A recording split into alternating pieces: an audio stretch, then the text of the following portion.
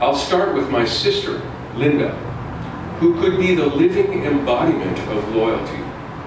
She is completely loyal to me. It's part of her nature. This is what happened.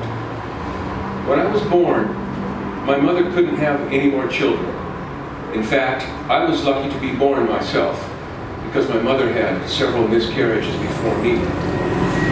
So I was an only child for the first few years of my life. Then when I was 4, my parents adopted my sister.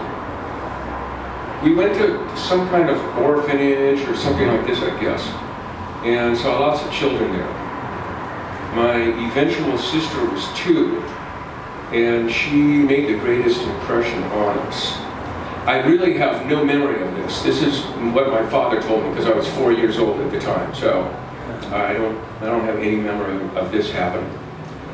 We went back a few days or a week later, something like that, and this little blonde girl that we had seen before, this 2-year-old little girl, had her little suitcase packed and she was ready to come home with us. And when my parents saw that, there was no doubt in their minds that she was the one that we would adopt. And to this day, my father says, we didn't adopt her. She adopted us. And it was because of me. She liked me and wanted to live with our family. And she has been absolutely loyal and supportive to me ever since. She is very high energy, intelligent, motivated, and considerate of others. I feel loyal toward her, but not really to quite the same degree. Sometimes I feel a bit guilty about this. She's still my great little sister. We're all a mixture of feelings and thoughts that we can control and others we can't control. Like we're all attracted to some people, neutral to some, and repulsed by others. I don't think we can control these things. And it's because of the experiences we've all had in our lives so far. Now, what about loyalty in animals? I saw a documentary on wild wolves. A man spent a lot of time befriending a pack of wild wolves. Of course, wolves know humans are a great danger, so it took a lot of persistence on his part. But eventually, he did get to where he was almost one of them. He did gain their trust. These wolves were in Wisconsin or South Dakota and had been attacking ranchers' cattle. They were lucky enough to be transported to Yellowstone National Park to be protected there. This man was in charge of capturing and transporting them to their new home, where they had to adjust and take care of themselves.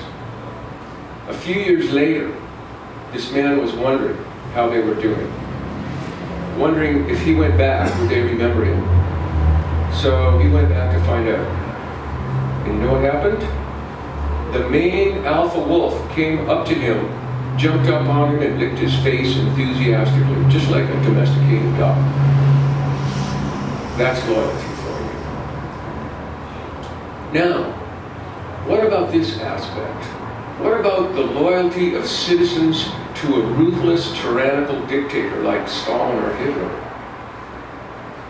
These poor people can become completely devoted to a powerful monster. These people can get to the point where they are actually worshiping this person as their God, because he has total power over life and death of everyone. This actually happened with Stalin and Hitler, and I'm sure it happens today in repressive regimes. Everyone is forced to spy on each other, and no one is safe. Everyone is living constantly in a state of fear. Is this loyalty? I think not, because it's enforced from without instead of voluntarily arising from within, from a feeling of compassion. So, these are my thoughts on loyalty. Thank you.